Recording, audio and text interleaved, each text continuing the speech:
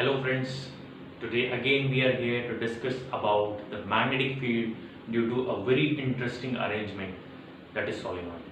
In my previous classes we had a discussion on magnetic field due to straight conductor, magnetic field due to circular loop, magnetic field due to bar magnet, and this is the fourth arrangement, magnetic field due to solenoid. So before we start this topic, let us discuss little bit about the solenoid. What is solenoid? You can see in this diagram, and I have an arrangement of the solenoid also. If you see from this structure, this is the solenoid, and I have a very practical demonstration setup to explain the magnetic field due to solenoid. We have a solenoid, we have a bar magnet to check the magnetic field of a solenoid, we have a magnetic compasses to detect the magnetic field of the solenoid. So this is a solenoid. If you see this structure, you can clearly see that this white colored wire is an insulated copper wire which is wounded in a closely packed manner. So what is solenoid? Solenoid is an arrangement in which an insulated copper wire is wounded in a closely packed manner. That is called solenoid. So we have a practical setup, and at the end of this class we will see, as usual, the practical demonstration of the magnetic field due to solenoid.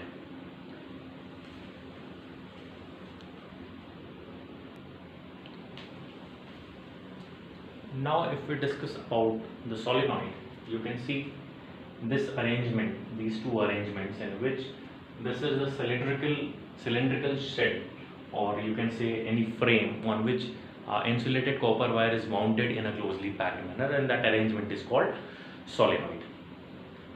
Now solenoid is a kind of electromagnet. If we talk about electromagnets are the magnets which produces the magnetism when the current flows through it. So what we are going to do, we are going to allow the current to flow in these coils with the help of a DC supply. So here we have kept a DC supply, and again we have connected a key which we have kept open. When the key will be kept open, there will be no flow of current. When there will be no flow of current, no production of magnetic field will be there.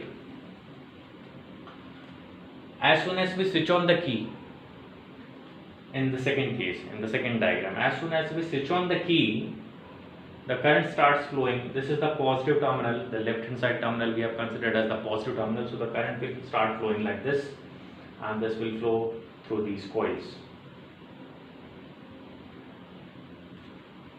So as soon as the current starts flowing through this solenoid, the magnetic field will be produced.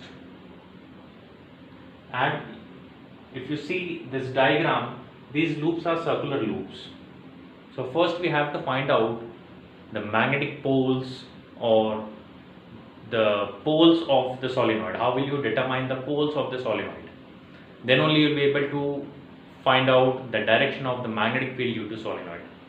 So for the solenoid, for this particular case, we have two rules to determine the direction of magnetic field. First we have clock rule. Since this wire is wounded on a cylindrical structure kind of, so it will, if you see from front, if you see the cross sectional area, if you see the cross section of the solenoid, it will be circular. If the current through that circular cross section flows in an anti-clockwise direction, you can see here, this is the direction of anti-clockwise circulation of current. Just to remember, I have marked this in. So if you mark this in, and if you see here, if this circulation of current is in anti-clockwise direction, then the north pole will be induced or produced at that particular end.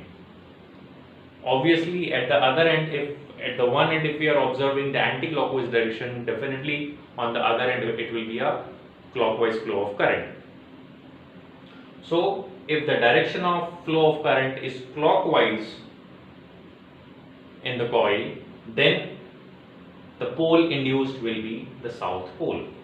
This N and this S, this is just to remember, this structure is just to remember. If you can see this is the S I have marked, and these are the arrows I have marked. This S will help you to remember. If this is S and if you mark this arrow, so this will be the clockwise circulation of current.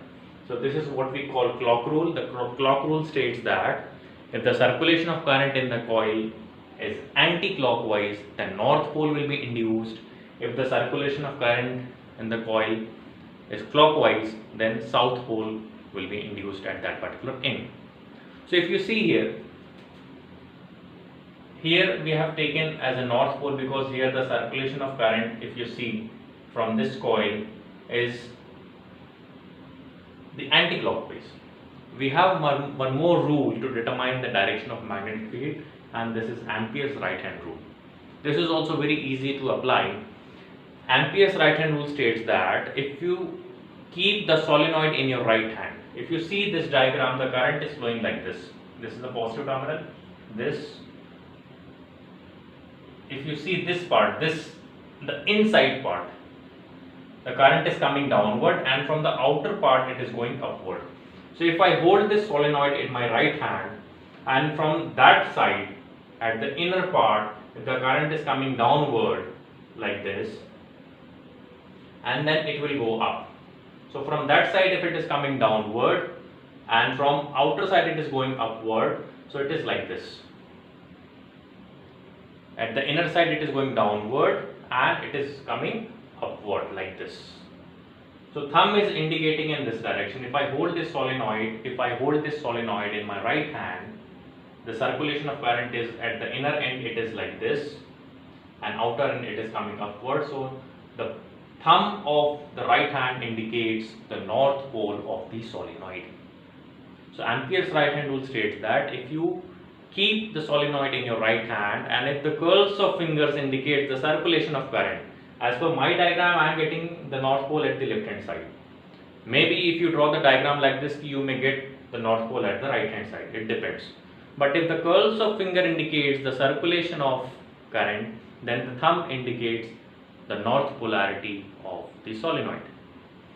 If we are getting one end as the north polarity and the other end as the south polarity, don't you think that this is very much similar to a bar magnet?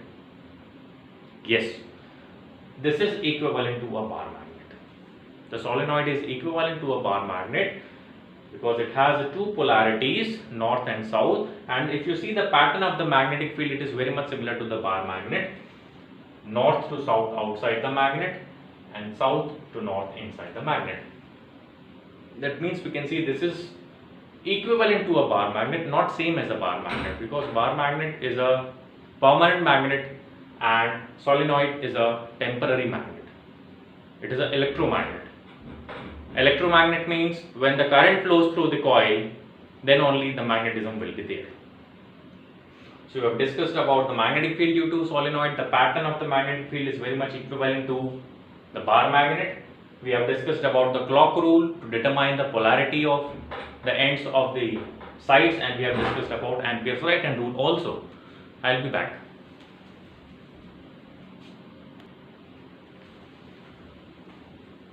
So we discussed about the solenoid. The arrangement is the copper wire wounded in a closely packed manner. We have discussed about the rules to determine the polarity of the ends of the solenoid.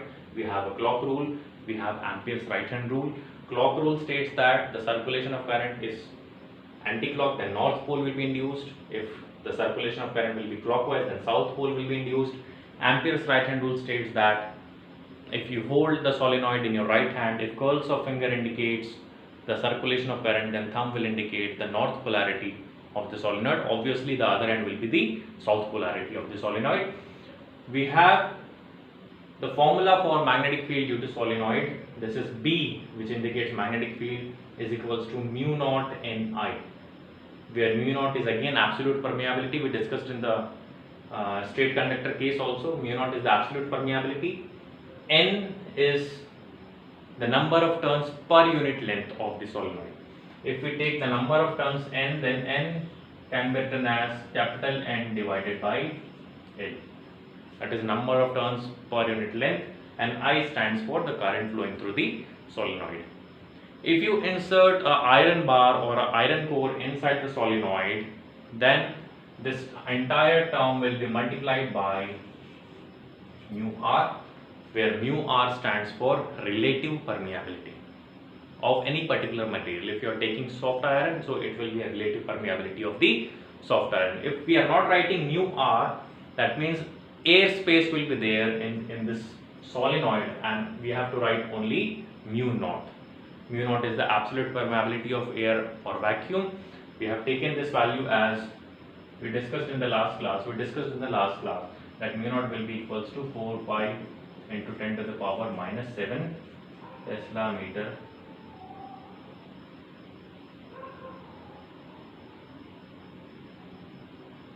this will be Tesla meter per ampere.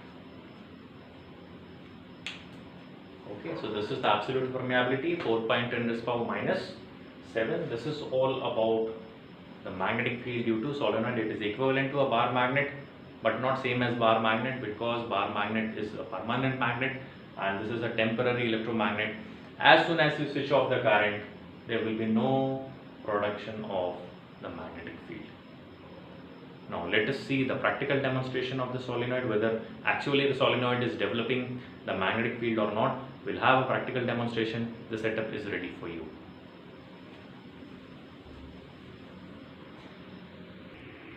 Now, this is the complete arrangement, practical setup of the solenoid which we are going to discuss. I have these 4 pins in my hand, and if you see here, some magnetic compasses also I have adjusted near the solenoid. This is the complete solenoid with a 200 turns. This I have counted. The solenoid is with 200 turns, and I have these pins.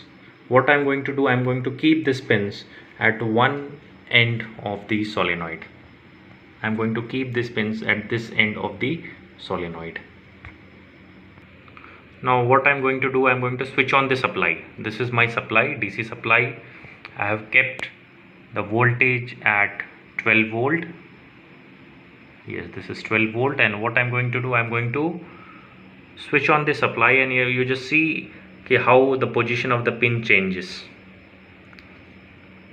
If it gets deflect from its initial position, that means we can justify that the solenoid produces magnetic field around it.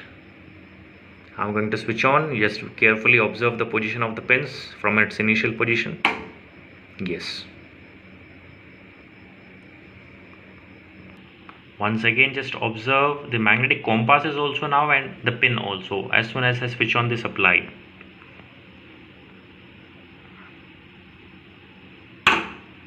See, that means this is 100% sure that the solenoid is producing the magnetic field around it. There is no bar magnet. You can see here there is no bar magnet near this area, and this is the deflection in the magnetic compass and the deflection in the position of the pins are really due to the magnetic field produced by the solenoid. Again, you can see the deflection in the magnetic compasses as soon as I switch on the battery eliminator, and you can see the deflection in the magnetic compasses very clearly. See, if I switch on, switch off, then again the magnetic compasses will comes in its initial position. Again I'm going to switch on, let the position comes to rest.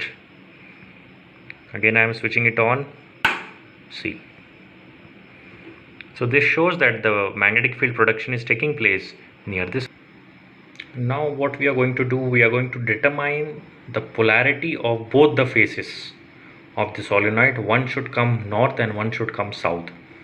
So we'll see whether it is actually coming or not. That means whatever we discussed in the theory, whether it is practically possible or not. So before we proceed to determine the polarity of the faces of the solenoid, let us discuss the basics of the magnetic compass. This tail indicates the south polarity of the compass, and this head always indicates the north polarity of the compass, north direction, and this tail indicates the south direction. This is very important to understand what end indicates which polarity. So this arrow indicates the north polarity always, and this tail always indicates the south polarity. Okay, so this arrow indicates the north polarity and this tail indicates the south polarity. Right now the current is switched off, and what I'm going to do, I'm going to switch on the current, and we'll see what kind of deflection will it takes place.